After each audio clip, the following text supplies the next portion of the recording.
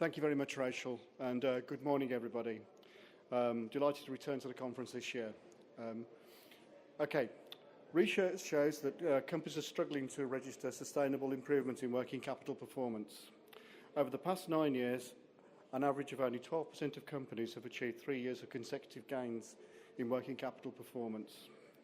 Cash trapped in working capital has risen in the years since the financial crisis, indicating that companies could revisit the improvements they made then to put in place mechanisms to release more of this cost-effective resource. So how can companies build on the lessons learned after the financial crisis? These are 7 tips based on some of the things we've learned at NatWest from listening to our customers and observing the market. First of all, build a holistic approach. Because of the different environments and competing demands for resource, it can be easy for companies to pay less attention to working capital, except when facing a crisis, and this apparent indifference can spread across the entire organisation. So why do few companies achieve true excellence? Perhaps the biggest reason is that it's really difficult to make a concerted effort.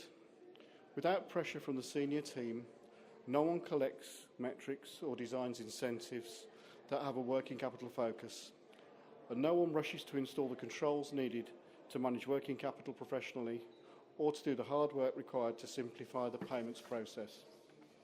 As a result, there is a tendency to neglect and develop a clear understanding of the cash cycle and to develop a shared organisational recognition of the importance of cash flow management in the business. This again requires cross-company management. Procedures need to be introduced and monitored against key performance indicators. All areas of the business need to engage to ensure the performance indicators are understood, correctly incentivised and incorporated into the performance targets. Second tip, consider appointing a working capital leader. Developing a working capital competence sounds relatively simple, but the execution can be quite complex. From the warehouse to the sales desk, from procurement to finance, everybody needs to work together to achieve a common working capital goal. Often companies lack all the people and systems they need to create a streamlined process for their cash management. Knowledge and the involvement of many functions is required to embed changes that reach the level of execution. We are therefore seeing more companies appoint working capital managers with a cross-company responsibility and senior support. Number 3, understand and manage conflicting aims. Different parts of the company often want different things. For instance, sales often want to give more generous payment terms in order to close the deal, while finance wants tighter terms to speed up the cash cycle. All in all, more working capital in the system makes most people's day-to-day jobs easier, a mentality that can be tough to break. Greater working capital competence won't make all these tensions go away. Cash management trade-offs are inherent in almost any business, but it will help deliver better informed decisions for the company as a whole, rather than for a particular silo. 4, meet the terms of trade you have agreed for both suppliers and buyers. Seek solutions that improve the working capital outcome for both your suppliers and buyer customers. Try to avoid working capital decisions just to improve the numbers, as these are often going to hurt someone in your supply or sales chain, with the potential to damage relationships. Good long-term business is based on good long-term relationships, so actively seek longer-term relationship-based outcomes. Number 5, understand the working capital implications of the terms you are agreeing.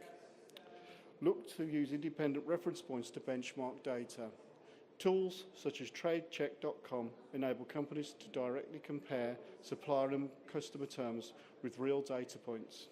This information, combined with your own market experience, will enable your company to negotiate with more confidence. It is then a matter for all parts of the company to understand the implications of not meeting the agreed terms. For example, late delivery of products incurring cost penalties, or the slow processing of goods received through to payment, meaning the company misses out on settlement discounts. Now, talking of discounts, it is crucial to understand the impact of discounts to ensure that they make economic sense. One reason you might reduce the price on an item is your hope of selling through enough additional units to offset the margin you lose because of the lower price. It would, of course, be helpful to know the number of additional units you would have to sell to break even. Now, standing here, we all know that the break-even point occurs when the additional money you make because you've sold more units exactly offsets the money you've lost because of the lower sales price. However, does this dynamic translate well to a sales environment where success is driven almost exclusively by units sold or revenue? So you do need to embed procedures to avoid the development of a sell-at-all-cost sales culture. As our American friends would say, do the math. Manage your debtor book, number 6. Credit policies need to be routinely reviewed to ensure they are appropriate for the organisation's risk profile. The credit policy should be clearly articulated in writing to all debtors and understood by all staff.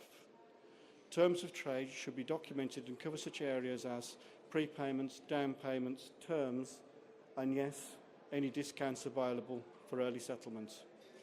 Do not allow debtors to become overdue before identifying and resolving disputes.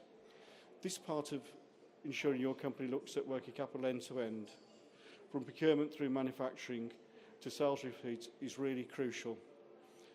Have a robust plan to record and manage aged debtors and make it part of the relationship you build with the customers. Step 7 is a summary. Working capital management competence is not a binary quality, but corporates either have it. I'm lost. Can I start again? Can I do that bit again? Yeah. Okay. Step 7 is a summary. Working capital management competence is not a binary quality that corporates either have or lack. It's a set of attitudes and capabilities that can take years to develop. Even when the main issues are resolved, don't expect them to stay that way. As with any discipline, the development and management of a working capital ecosystem in your company is always going to be work in progress. To stay ahead, your company needs to accept this dynamic and to work with your customers and advisors, including, of course, your bank. Thanks for listening, and I think we can now move to questions. Thank you very much.